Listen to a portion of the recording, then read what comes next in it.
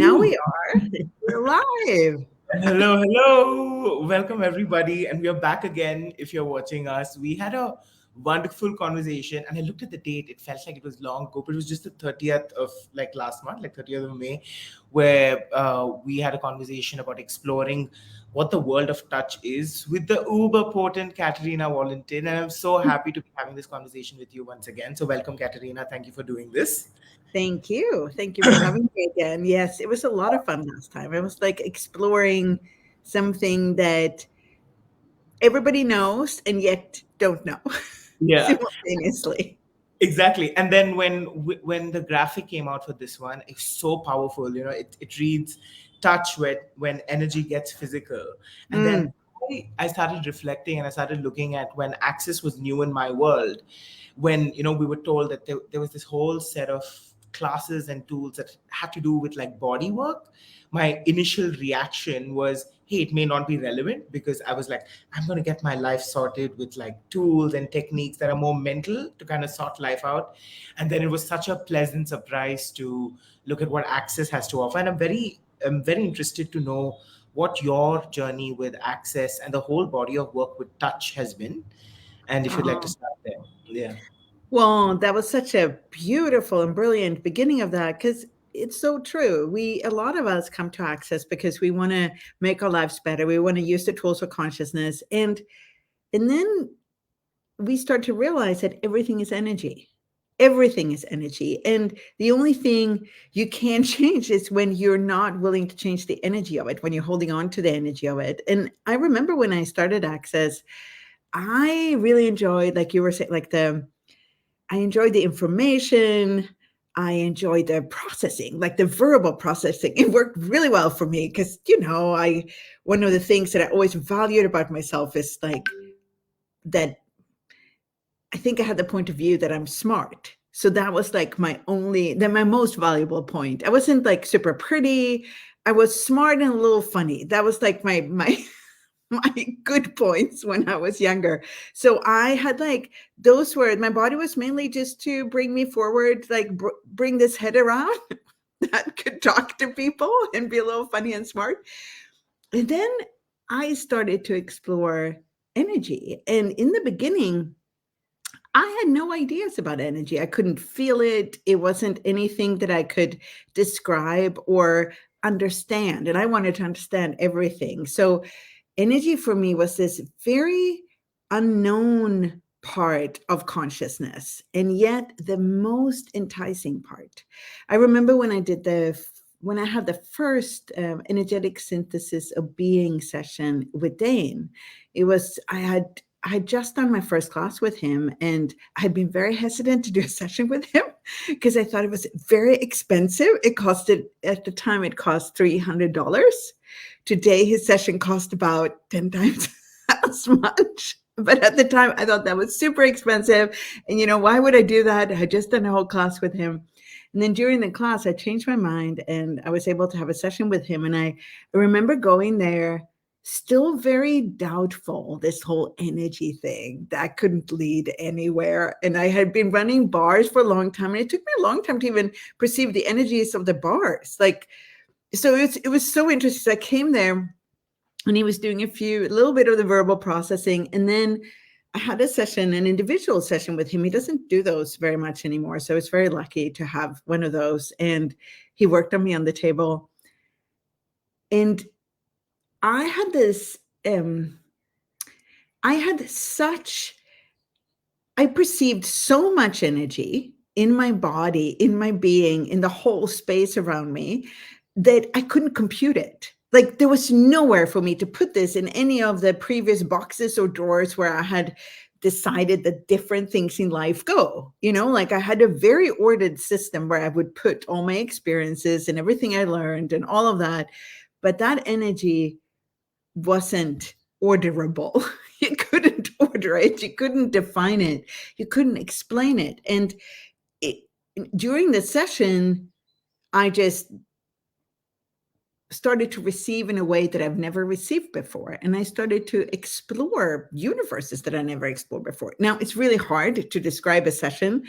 And what I wanted to get to just here is that when I opened my eyes after the session, I knew that my life would never be the same because I suddenly had this awareness that energy was like the most vital part of who we be, what the world is made of, and where we're heading. Like it was like somebody opened up a whole new universe for me. And then I took the bus and went 2 hours the wrong way because I was so confused after the session that I didn't even realize where I was.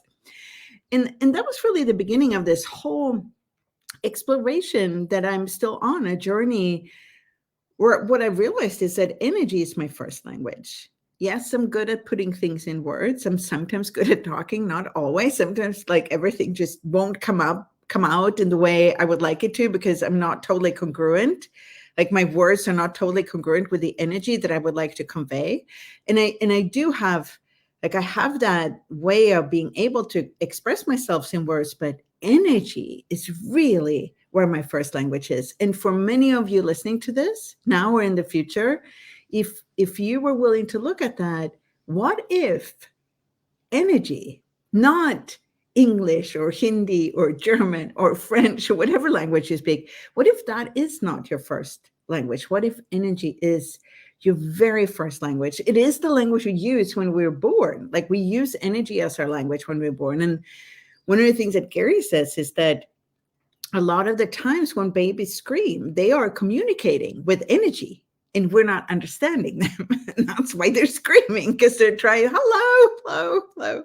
That's why starting to use questions is such a brilliant way to start to play with energies, because questions are not about getting the answer. It's about getting an awareness of the energy of what's actually going on here for you, for someone else, for the space of the energy. I'm not sure if that actually Yeah, no, answered your question. you put it in words so beautifully. That was a very similar experience that I had too with like Dane and him working on me, and it was something that blew my world apart. And that actually leads me to the next question of how like most people around us are kind of predisposition to this belief system, or there's this weird resistance that comes with touch. Mm. And yet it is one of the most natural things, which probably is very instinctive and something that we're kind of literally born with. So can you speak about like that whole thing about like resistance of touch, and when you kind of like lean into it, Mm. what is available to people? Well, it's so interesting because since we just talked about this whole energetic universe or our first language, now when you're saying that, I do wonder if one of the reasons why touch for some people have such a resistance to it is because it actually gives them access to the energetics of everything, and they're not really ready, or they're not really willing to have that awareness. One of the things that Gary Douglas told me once is that one of the reasons people avoid touch and really stay away from it and like make it very, they allow touch with their partner or their husband or their wife. They allow touch with their children to a certain age, not after that, right? To a certain appropriate age, differs a little bit between cultures. They allow touch with their pets, but nothing else. It's like it has to be in this particular box to even be allowed. And for me, because we started where we started, it is a lot about this. When you touch somebody, you actually get access to so much energetic information in that moment. And if you don't have the tools to handle that information, or to know what to do with it, or to have an ease with it, then you actually would tend to avoid it. It's like there's too much at the same time. And if we don't learn, and well, really, actually, if we don't get the tools to know how to move to the next phase with that, we tend to instead just stay away from it. And that's one of the reasons we talk a lot about how to say no in the art of touch classes. Because one of the reasons why we avoid touch is it's like slippery slope into something that we don't think we can control, and we want to control everything because we don't want to be wrong.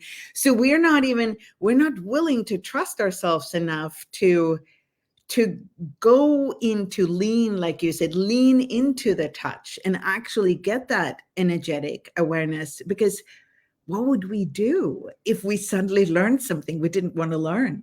And if you trust yourself to say yes and no, yes to touch, no to touch, yes to, you actually start claiming your life. And that doesn't just go for the situations with touch, it goes for any situation. If you have this sense that you have your own back, then you can actually start to explore touch, and you can become a touch exploring partner. Because you can't explore touch with somebody if you can't trust that that person knows what their yes is and their no is. It's part of that whole exploration. It's a very it's like using the 5 elements of intimacy that we talk about a lot in Access, which is vulnerability, allowance, trust, gratitude, and honor. All those elements are really required to dive into touch truly. And how many times have any of us, when you hug somebody, you're in that hug and it's a little too long. Like there's a hug that like it goes on a little too long, and we're like, walk away from that hug and wonder, what did that mean? What happened? Like, what am I required to do now? Or when a hug is too short, same thing. Like we hug too short, and then we read all this meaning. And did that person not like me anymore? Like, was I not a good hugger? Like all this mind looping that goes on with any kind of touch continuously, instead of this 10-second exploration, being willing to have the whole download of what a hug actually can give you, and then take that into this whole field of touch. Touch has so many nuances and so many levels and so many universes. I mean, you can touch a thing like a table and get a download. You can literally use these and everything in your body. You can stand beside somebody and get a sense of their energy. You can just stand, like, it depends a little bit how much of the subtle bodies they have, like the energy bodies, the light bodies, all these bodies that we have around us as are not our physical bodies. Those also touch. You stand beside somebody and you get a download of where they're functioning in those 10 seconds.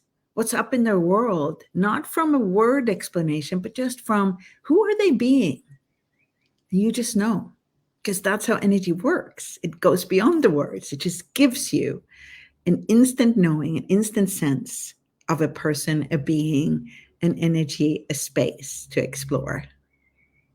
So cool. I love what you said. Like, it is like in classes like these, you're kind of taught or you're empowered to know what you do with this information, and like what is it that, which is like so instinctive and natural, which I think a lot of people avoid, like all of us did for a very long time. But what does one do? And can you speak to us about what this art of touch class actually entails? I know you did cover like parts and pieces of course discovering, like when a participant comes to a class like this, what is it that they can kind of look forward to? I know it's a full day class, and feel like a super advanced topic that's made available to people just to the foundation class. So the prerequisite for this class, those of you who are listening, is a prerequisite, is a foundation class for you to be able to attend the art of touch. So can you speak a little more about what can people expect from a class like this?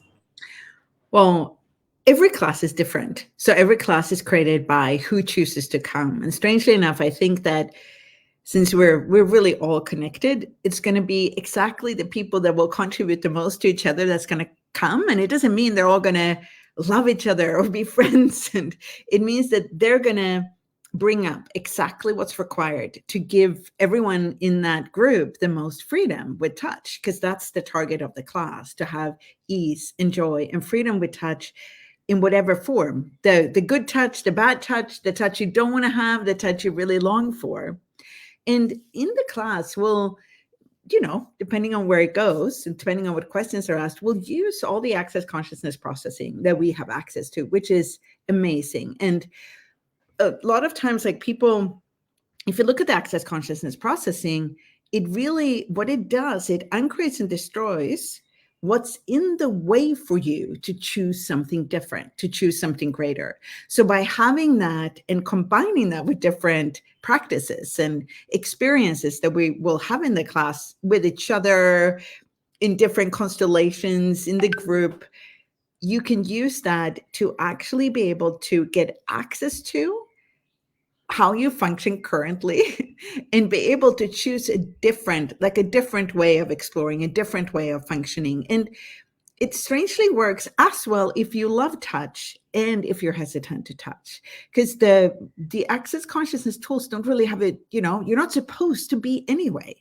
You're not supposed to be good at touch or bad at touch. None of that matters. Everything is included. Nothing is judged. When you come, you bring your unique way with touch, and we add that to what everybody is exploring and experiencing in this whole day that we're going to play, which really is a million years when it comes to touch. So it's a big class to come to. And then from there, we'll go wherever the group is able to go.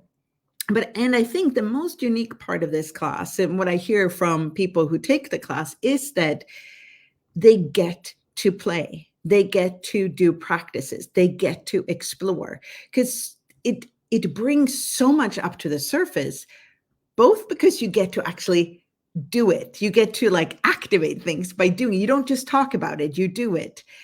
And then secondly, touch itself brings things up.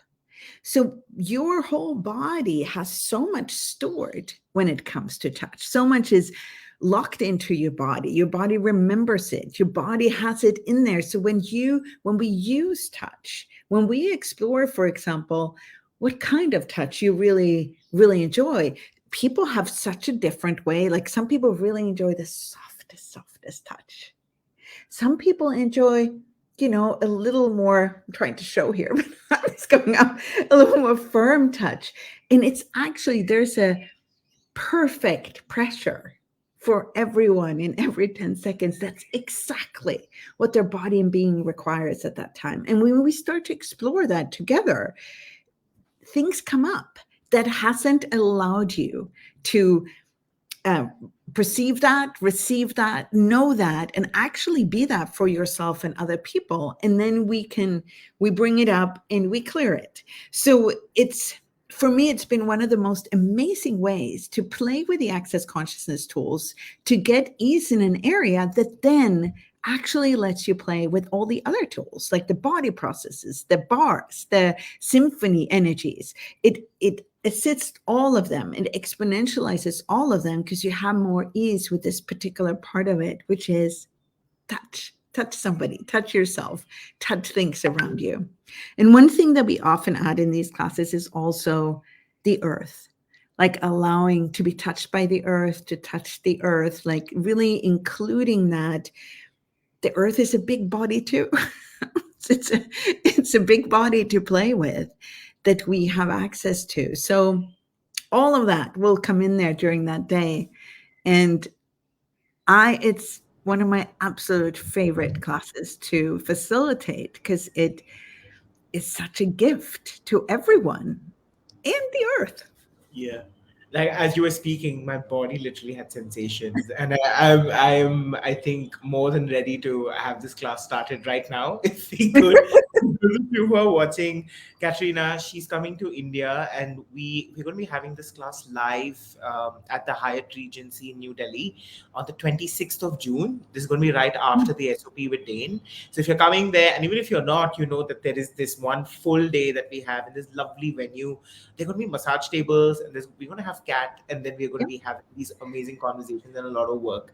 So we will make sure that, yeah, please. I just want to add, so because you said we will have massage tables, and that is because we will play with some body processes as well in the class. It's just part of the way we explore touch. So I forgot to say that. So I'm so glad you said, yes, we will have massage tables.